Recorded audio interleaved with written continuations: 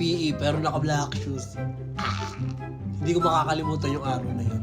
PE namin, high school, grade 7 ako nun.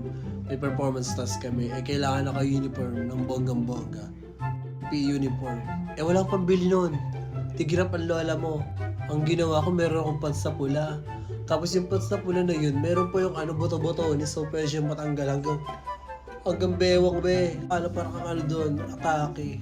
Tapos yung sapatos ko doon, hindi pa rubber shoes, black shoes, yung mahaba. Yung patulis, performance task na kami. Ako lang yung tanga doon, mukhang tanga. Pero bata pa ako nun, kaya siguro hindi ko alam yung sarili ko na yung gagawa ko, naka-PE pero black shoes. Walang pambili ng rubber shoes. Kaya tinis ko, pero at least, nai-arouse ko yung araw na yun. Naka 100 naman sa performance task. Comment down below, ano yung mga high school moment mo na hindi mo kakalimutan. Comment for part 2.